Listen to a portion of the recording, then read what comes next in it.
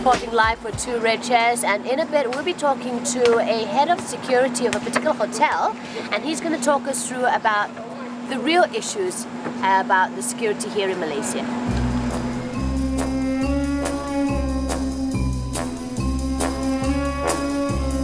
Yes, and with me today we have Mr. Damien, who's a close protection officer. We're going to find out more what exactly that designation is. So, hello Damien and welcome to 2REDchairs. Oh, hi, Duffy. Okay, so what exactly is it? It sounds so grand. It entails a job which is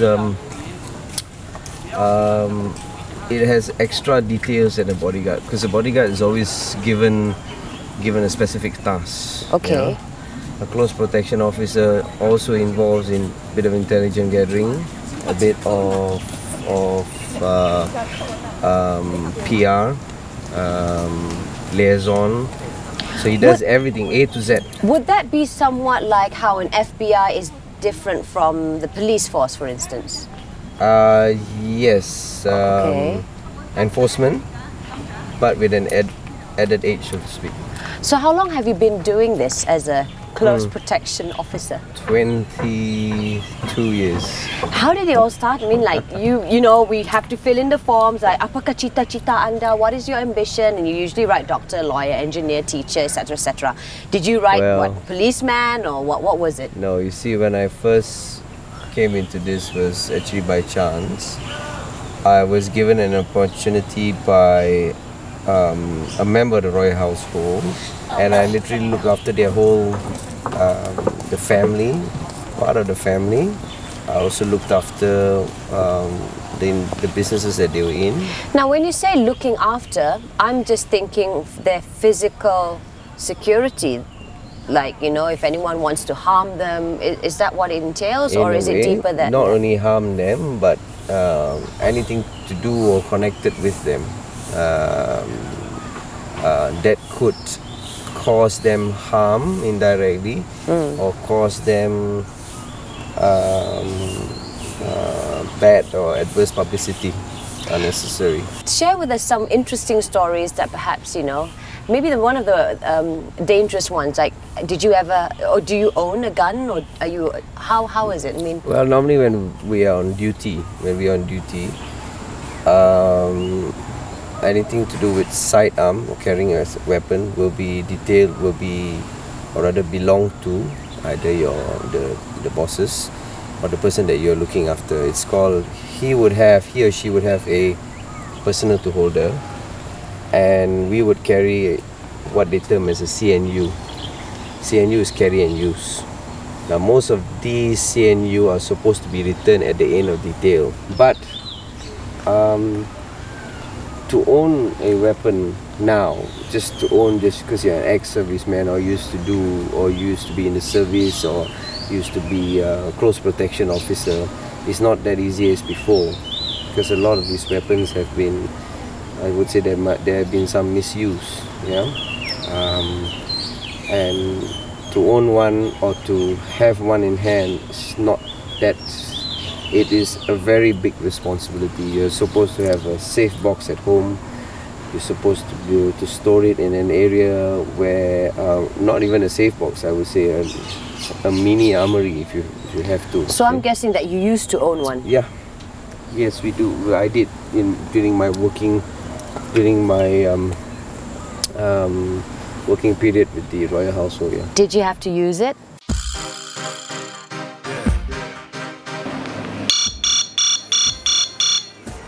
Oh, fuck! I'm late! Wow. So beautiful! Wow. Oh. So nice! Ooh. Ooh. Hey, baby! This is my favorite shampoo. Smells so funky. Where is it, baby? What shampoo? My favorite one, the best smelling one. The #1 shampoo in the world. Where is it, baby? Come on. Oh, you mean L'Oreal? Yeah. Why can't you just use the shampoo that you're already using? Because I'm worth it. Did you have to use it? And did it hurt anyone or kill? No. Almost had to use was a stun gun, a taser gun. But because when we go into areas which are populated or packed with people, it's not advisable to, to discharge your weapon. Having to discharge your weapon is not something that anyone wants to do. We'll try to avoid as much as we can because we do not want to, that's where a close protection officer comes in. He or she is one up because he or she would go and gather intelligence of that place, would go and gather intelligence of the area, would do a recce the night before or 2 nights before. Has anyone threatened you or your family in that sense, or your loved ones? No. Touch wood, no threats now at this point in time. We have had alleged or attempted kidnapping, but after going round and with the intelligence gathering and whatnot, it was just a setup because it had something to do with family-related issues, and the family was not too keen of having this individual around, and it was more of a love affair. We have also done special escort for like a bonded truck, Most of these guys in the bonded truck, they are armed escort. And yes, I've had an incident where we were transporting I'm unable to say what material in the bonded truck right up north, and we had another car, 2 cars, trailers. One of the vehicles came alongside, and they actually told us to pull over, or we should.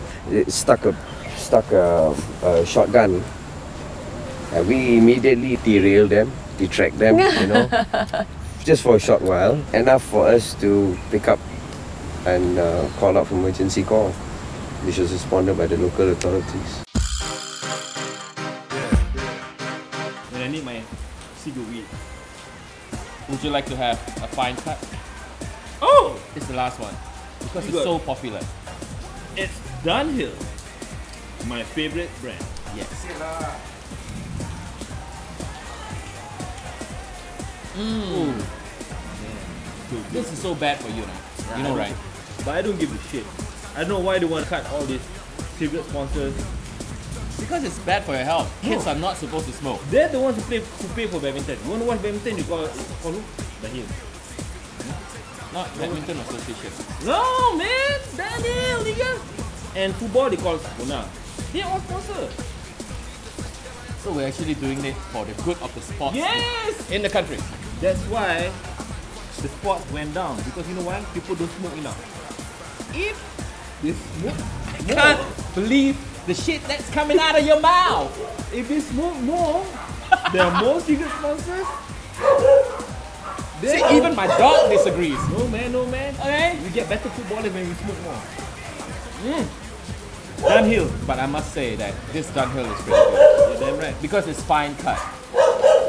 You got taste, nigga. Of course I am. Of course I do. If you want to smoke, smoke good. And blow good.